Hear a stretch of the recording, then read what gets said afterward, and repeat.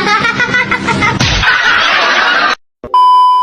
guys, assalamualaikum warahmatullahi wabarakatuh. Perkenalkan, nama saya Anda Mansuraning Tias. Di bab 6 kali ini kita akan membahas tentang sumber dana perusahaan. Kita simak videonya. Dadah. Satu, dana perusahaan sebagai modal kerja. Apa pengertian dana perusahaan? Dana dianggap sebagai seluruh aktiva yang dimiliki perusahaan. Seluruh harta perusahaan yang dimiliki adalah aktivanya dianggap sebagai dana. B. Dana sebagai modal kerja. Modal kerja adalah dana yang tersedia sekali dalam perusahaan yang digunakan untuk membiayai kegiatan perusahaan. Modal kerja yang dibagi menjadi 3 macam, yaitu sebagai berikut. 1. Konsep kuantitatif. 2. Konsep kualitatif. 3. Konsep fungsional. 2. Jenis dan sumber modal kerja perusahaan. A. Jenis modal perusahaan kerja. 1. Modal kerja kotor atau gross working capital. 2. Modal kerja bersih atau net working capital. B. Sumber modal kerja perusahaan. 1. Hasil operasi perusahaan. 2. Keuntungan penjualan surat berharga atau investasi jangka pendek. 3. Penjualan aktiva tetap yang kurang produktif. 4. Penjualan saham. 5. Pinjaman jangka panjang yang dapat digunakan untuk kepentingan investasi. 3. Tujuan dan fungsi modal kerja perusahaan. A. Tujuan modal kerja bagi perusahaan. 1. Memungkinkan perusahaan memiliki persediaan yang cukup agar dapat memenuhi kebutuhan pelanggan. 2. Memaksimalkan pengguna aktiva lancar agar dapat meningkatkan penjualan laba. B. Fungsi modal kerja bagi perusahaan. 1. Investasi dalam aset lancar sering mengalami perubahan dan cenderung labil.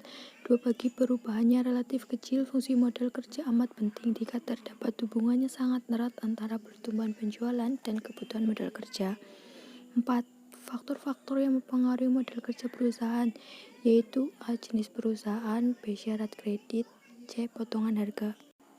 5. Sumber dana perusahaan, yaitu sumber dana jangka pendek, sumber dana jangka menengah, dan sumber dana jangka panjang. Sumber dana dari dalam perusahaan, yaitu 1. Badan usaha perseroan terbatas atau PT. PT adalah perusahaan yang modalnya terbagi atas saham-saham dan tanggung jawab pemegang saham terbatas pada jumlah saham yang dimilikinya. B. Sumber dana dari dalam perseroan terbatas, yaitu saham dalam perseroan terbatas atau PT. Cadangannya dibentuk perusahaan dan laba ditahan.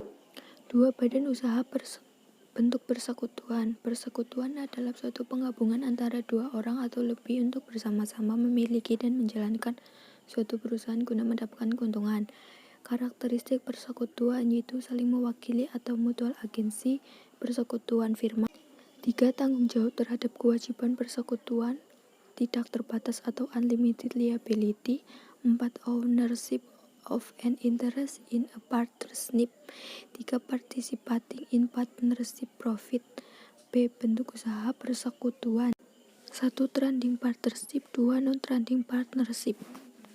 C. Bentuk badan usaha persekutuan. 1. Persekutuan firma atau Venoscape under firma. 2. Persekutuan komanditer atau komanditer Venoscape JV. 3. Badan usaha bentuk koperasi.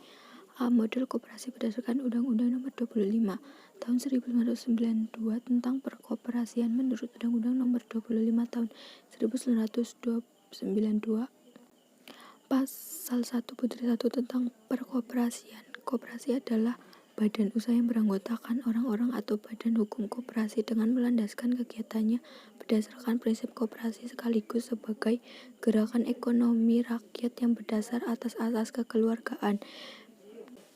B. Jenis-jenis modal anggota. 1. Modal anggota. 2. Modal sumbangan. 3. Modal penyertaan. 4. Cadangan. C. Sumber dana dari luar perusahaan. 1. Utang jangka pendek.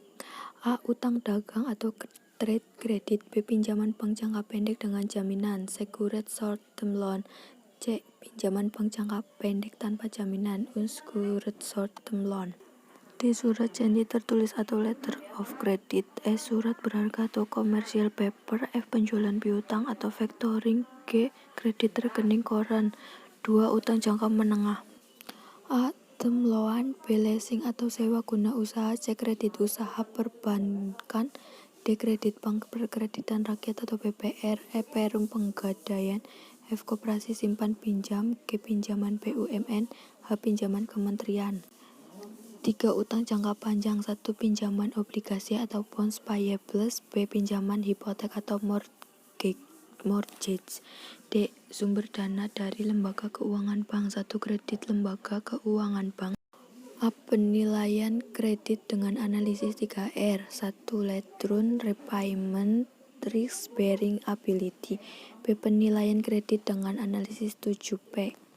Personality, party, purpose, prospect, payment, profitability, dan protection.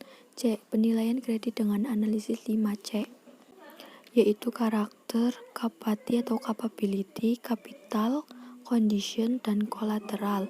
2. Jenis-jenis kredit lembaga keuangan bank. A. Kredit dengan jaminan. B. Kredit tanpa jaminan. E. Sumber dana dari lembaga keuangan bukan bank. 1. Pasar modal. Pasar modal merupakan salah satu tempat bertemunya pembeli dan penjual, dan barang yang diperjualbelikan adalah saham. Pasar modal dapat dibedakan menjadi dua, yaitu pasar perdana atau primary market, pasar sekunder atau secondary market. 2. Pasar uang adalah tempat diperdagangkannya surat berharga yang mempunyai jangka waktu jatuh tempo kurang dari 1 tahun atau jangka pendek. Jenis-jenis pasar uang antara lain pasar uang antar bank, sertifikat Bank Indonesia atau SBI, surat berharga pasar uang atau SPBU, sertifikat deposito, dan pasar valuta asing atau bursa valuta asing. 3. Pinjaman emisi perusahaan efek. A. Kesanggupan penuh, kesanggupan terbaik atau best effort commitment, kesanggupan jaga atau standby commitment, kesanggupan semua atau tidak sama sekali, atau all or non commitment. Perusahaan sewa guna atau leasing adalah segala kegiatan pembiayaan perusahaan dalam bentuk penyediaan barang-barang modal yang hak penggunaannya diserahkan kepada suatu perusahaan melalui pembayaran secara berkala dalam jangka waktu tertentu.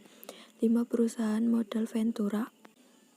Modal ventura adalah usaha pembiayaan dalam bentuk penyertaan modal ke dalam suatu perusahaan yang menerima bantuan pembiayaan untuk jangka waktu tertentu. Sekian materi hari ini, saya ucapkan terima kasih. Wassalamualaikum warahmatullahi wabarakatuh. Dadah.